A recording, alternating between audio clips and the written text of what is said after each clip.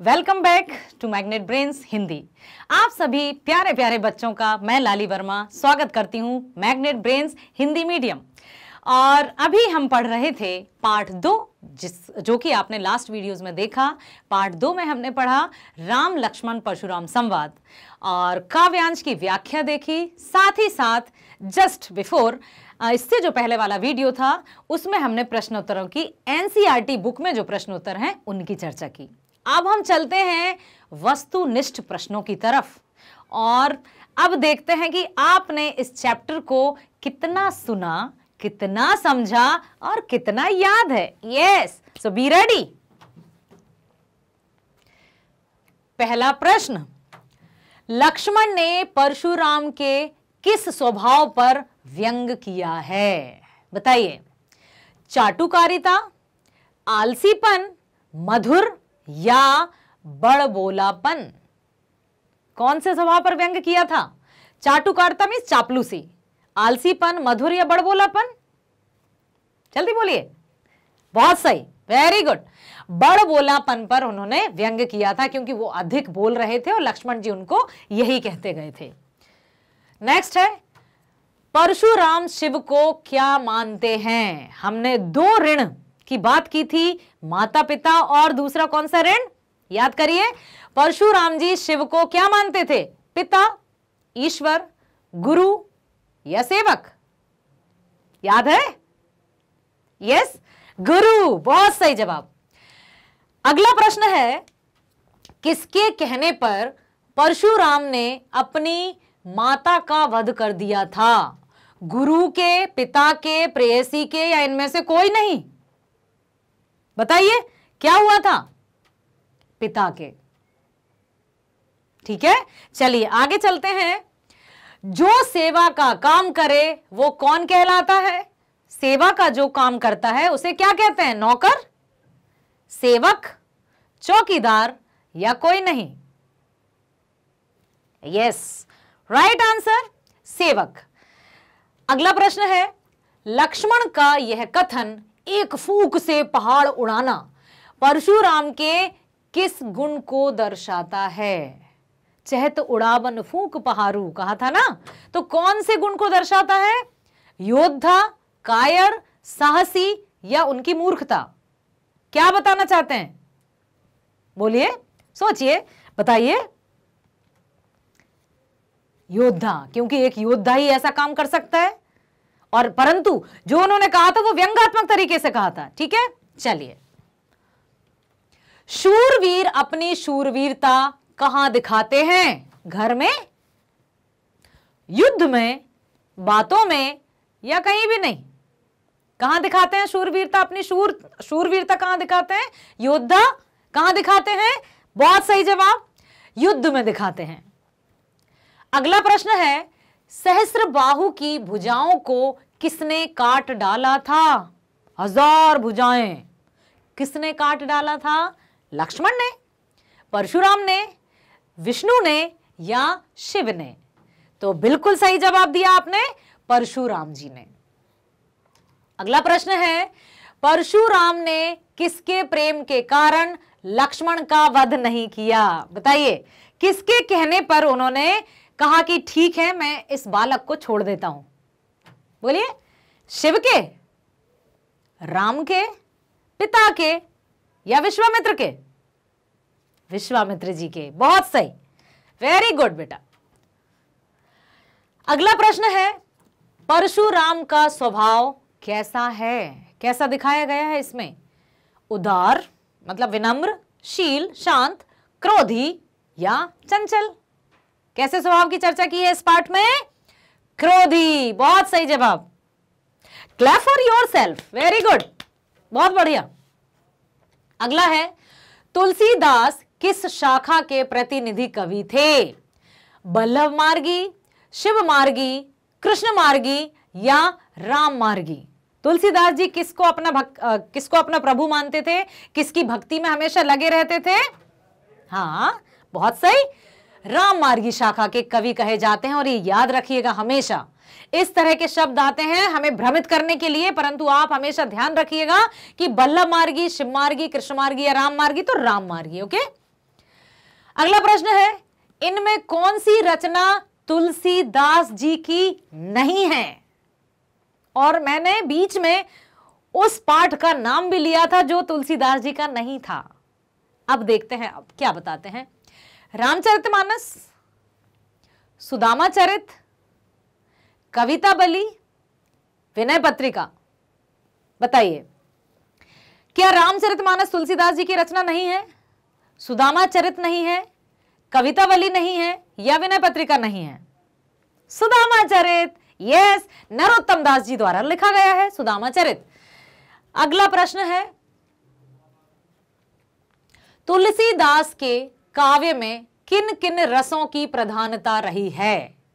कौन कौन से रसों की प्रधानता रही है तुलसीदास जी के काव्यों में? बताइए। श्रृंगार और करुण, करुण और रौद्र, शांत और करुण, हास्य एवं शांत। सिर्फ इसी पाठ की बात नहीं कर रहे हैं हम, सिर्फ इसी प्रसंग की बात नहीं कर रहे हैं, यहां पर हम बात कर रहे हैं कि तुलसीदास जी किस तरह की रचना करते थे। ठीक है, तो यहां पर आती है शांत एवं करुण, क्योंकि जब हम संपूर्ण रामचरितमानस का अध्ययन करते हैं तो वहां पर पता चलती है कि कितनी करुणा है, कितनी दया है, कितना शांत है, वो सब कुछ वहां पर झलकता है। ठीक है, और सिर्फ यदि पर्टिकुलरली हम इसी पाठ की बात करेंगे तो वीर रस है।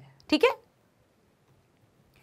तुलसीदास जी ने अपने काव्य में किस भाषा का प्रमुखता से प्रयोग किया? जैसा कि मैंने आपको बता दिया था कि तुलसीदास जी किसके भक्त थे, कहां रहते थे, तो कौन सी भाषा में होगी। सूरदास जी किसके भक्त थे, वो प्रभु कहां रहते थे, तो कौन सी भाषा होगी। अब आपको याद आ गया होगा, ब्रज भाषा, अवधी भाषा, खड़ी बोली या राजस्थानी? बताइए। अवधी भाषा, वेरी गुड, बहुत सही। राम लक्ष्मण परशुराम संवाद में किस घटना के कारण विवाद हो रहा था? क्या कौन सी ऐसी घटना थी जिसके कारण विवाद छिड़ गया, वो भी इतना लंबा? अपनी अपनी वीरता प्रदर्शन करने को लेकर? क्या सब अपनी वीरता दिखाना चाहते थे? शिव जी के धनुष के टूटने के कारण, लक्ष्मण की उद्दंडता के कारण, या परशुराम के बड़ बोलेपन के कारण? क्या विवाद छिड़ा था, किस बात पर बहस छिड़ी हुई थी? यस, बहुत सही, वेरी गुड। शिव जी के धनुष के टूटने के कारण ही ये सारा का सारा जो प्रसंग है वो रचा गया। अगला प्रश्न है, राम लक्ष्मण परशुराम संवाद में किस रस की प्रमुखता है? जस्ट बिल्कुल अभी बताया मैंने, बताइए। राम लक्ष्मण परशुराम संवाद में, यस, बहुत सही, वीर रस की प्रधानता है। अगला प्रश्न है, राम लक्ष्मण परशुराम संवाद में किस छंद का प्रयोग हुआ है? यह भी मैंने आपको बताया था पढ़ाते पढ़ाते, यदि आपने सुना है तो आप बता पाएंगे। सवैया है क्या, चौपाई है, दोहा है, या चौपाई और दोहा दोनों है? प्रथम जो पंक्तियां थी थोड़ी सी लंबी लंबी, फिर एक छोटा सा आया था कुछ, वो क्या थी? चौपाई और दोहा दोनों का प्रयोग। बहुत बढ़िया, अपने आप को मोटिवेट करते रहिए, तालियां बजाते रहिए और एकदम एक्टिव मोड में बैठे रहिए। बहुत सही। अगला प्रश्न है, लक्ष्मण के शब्द परशुराम के लिए कैसे थे? क्रोध रूपी आग में जल डालने के समान, शीतलता प्रदान करने वाले, जले पर नमक छिड़कने वाले, या क्रोध रूपी अग्नि में घी की आहुति के समान? आग में घी डालने पर क्या होता है? आग बुझ जाती है। हाँ, यस, आग और भड़क जाती है। तो बताइए कैसे थे लक्ष्मण के वचन? क्रोध रूपी अग्नि में घी की आहुति के समान, कि लक्ष्मण जी व्यंग करते जा रहे थे और परशुराम जी का क्रोध और बढ़ता जा रहा था। बहुत सही। अगला प्रश्न है, राम के वचन परशुराम जी के लिए कैसे थे? राम के वचन, लक्ष्मण की बात नहीं कर रहे हैं, श्री राम के वचन कैसे थे? शहद के समान शीतल, शहद के समान मधुर, या जल के समान शीतल, नीम के समान कड़वे, या कड़वी ककड़ी के समान? कैसे थे? जल के समान शीतल या शहद के समान? बताइए। बहुत सही, जल के समान शीतल। अंतिम जो दोहा है, अंतिम पैराग्राफ का जो दोहा है, उसमें ये उत्तर है। अगला प्रश्न है, परशुराम के सिर पर अभी किसका ऋण शेष था? बताइए। माता का, पिता का, गुरु का, या शिव जी का? किसका ऋण था? ऋण की हमने बात की थी, गुरु का। बहुत सही। अगला प्रश्न है, लक्ष्मण ने ऋण चुकाने के लिए परशुराम से किसे बुलाने के लिए कहा? बताइए। किसी मध्यस्थ को, मध्यस्थ समझते हैं ना, मान लीजिए किसी दो में वार्तालाप हो रहा है या वाद विवाद हो रहा है तो तीसरा कोई व्यक्ति आता है कि भाई बहुत हो गया, अब कोई बात नहीं, माफ करो एक दूसरे को। तो क्या लक्ष्मण ने ऋण चुकाने के लिए किसी मध्यस्थ को बुलाया, हिसाब किताब के जानकार को, या अपने गुरु को, या राज दरबारियों को? तुरंत देव में थैली खोली, याद आया? बहुत सही, अपने गुरु को। अगला प्रश्न है, युद्ध क्षेत्र में शत्रु को देखकर कौन अपनी प्रशंसा करता है? वीर, निडर, कायर या कमजोर? कौन करता है? यस बेटा, बहुत सही, वेरी वेल डन, बहुत सही। कायर ही अपनी वीरता का प्रदर्शन बोलकर करते हैं। परशुराम ने गुरुद्रोही किसे कहा है? श्री राम को, राजा जनक को, रावण को या लक्ष्मण को? किसको कहा था? बहुत सही, लक्ष्मण को। अगला प्रश्न है, परशुराम के अनुसार लक्ष्मण इनमें से क्या हैं? परशुराम जी ने लक्ष्मण को क्या माना? क्या माना था? मूर्ख, कुबुद्धि, कुटिल या उपर्युक्त सभी?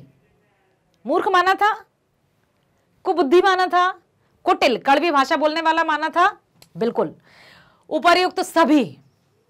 अगला प्रश्न है, शूरवीर को अपनी शूरवीरता खाली स्थान प्रदर्शित करनी चाहिए। कहां पर प्रदर्शित करनी चाहिए? स्वयंवर के समय, अपने को औरों से बड़ा बताते समय, युद्ध भूमि में या राजभवन में? कहां बताना चाहिए? बहुत सही, युद्ध भूमि में। अगला प्रश्न, तुम तो काल हाक जनु लावा, पंक्ति में निहित अलंकार। अब तो आप ही बताएंगे, मैं नहीं बताने वाली। तुम तो काल हाक जनु लावा, बार बार मोहि लाग बुलावा, तुम तो काल हाक जनु, जानो जनहु मानो मनहु, कौन सा अलंकार है? उपमा, उत्प्रेक्षा, रूपक या श्लेष? जानो जनहु मानो मनहु, बहुत सही, वेरी नाइस बेटा, उत्प्रेक्षा अलंकार।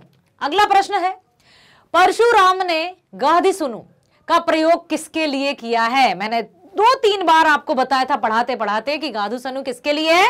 स्वयं के लिए, गुरु वशिष्ठ के लिए, विश्वामित्र के लिए या लक्ष्मण के लिए? गाधी सनु बताइए। बहुत सही जवाब, विश्वामित्र के लिए, जो कि श्री राम और लक्ष्मण के गुरु थे और श्री राम और लक्ष्मण को स्वयंवर सभा में लेकर आए थे और जिनके कहने पर ही परशुराम जी ने लक्ष्मण को प्राणदान दे दिया, उनके अनुसार। अगला प्रश्न है, देवता, ब्राह्मण, भक्त और गाय पर किस कुल में वीरता नहीं दिखाई जाती थी? बताइए, रघुकुल में, चौहान कुल में, भृगुकुल में या आर्य कुल में? किसने कहा था किससे? कुछ याद आया? बहुत सही, रघुकुल। अगला प्रश्न है, परशुराम ने सूर्यवंश का कलंक किसे कहा है? सूर्यवंश राकेश कलंकु थी ना पंक्ति। श्री राम को, विश्वामित्र को, लक्ष्मण को या सीता को? जल्दी बोलिए, कम ऑन। यस, बहुत सही, लक्ष्मण को। अगला प्रश्न है, लक्ष्मण ने सभी धनुषों को कैसा बताया था? समान, नया, पुराना या अच्छा? कैसा बताया था? हमारे लिए तो सभी धनुष एक समान है। बहुत सही जवाब, समान बताया था। परशुराम लक्ष्मण का वध क्या समझकर नहीं करते? ब्राह्मण, कायर, राजकुमार या बालक? क्या समझकर उन्होंने वध नहीं किया कि चलो छोड़ देते हैं इसको? किसको? बालक को, बालक को छोड़ देते हैं। अगला प्रश्न है, सहस्त्रबाहु कौन था? देवता, किसान, ब्राह्मण या राक्षस? सहस्त्रबाहु, हजार हजार भुजाओं वाला, जिसके परशुराम जी ने फरसे से भुजाओं को खंडित किया था, कौन था? बहुत सही, राक्षस था, राक्षस राज सहस्त्रबाहु। चलिए, तो यहां पर अगला प्रश्न है, तुलसीदास ने भृगुकुल के ध्वज किसे कहा है? भृगुकुल। रघुकुल अलग है, भृगुकुल अलग है, तो आप बिल्कुल भी कंफ्यूज नहीं होंगे बेटा, ध्यान से देखिएगा। रघुकुल श्री राम, भृगुकुल यहां पर कौन है? श्री राम, राजा जनक, परशुराम या रावण? कौन होगा? अनुमान लगाइए, भृगुकुल केतु। बहुत सही, वेरी गुड।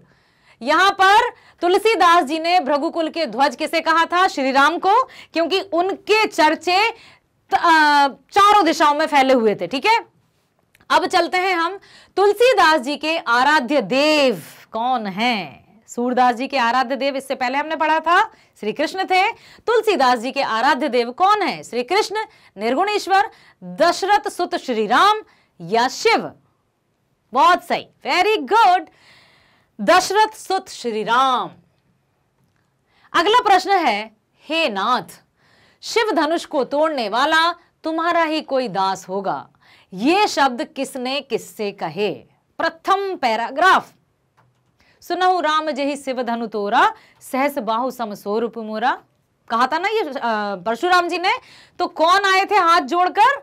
लक्ष्मण ने राम को कहा था, या राम ने परशुराम जी को कहा था, या जनक ने परशुराम जी को कहा था, या हनुमान जी ने जनक को कहा था? बताइए किसने कहा था? श्री राम ने परशुराम जी से।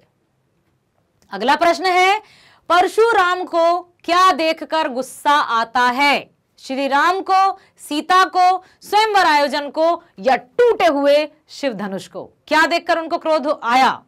वो किस बात से क्रोधित हो गए? बहुत सही, टूटे हुए शिव धनुष को देखकर परशुराम जी क्रोधित हो गए। ये रहे हमारे प्रश्न जो कि आप सुनेंगे और समझेंगे और बहुत अच्छे से याद करेंगे। तो अब हम चलते हैं मैग्नेट ब्रेन्स की तरफ से। मैग्नेट ब्रेन्स लाया है कक्षा 6वीं से 12वीं तक की शिक्षा एकदम फ्री और वो भी बेस्ट एजुकेशन, बेस्ट टीचर्स। तो आप सब्सक्राइब, लाइक और शेयर करना बिल्कुल मत भूलिएगा। नमस्कार, थैंक यू सो मच।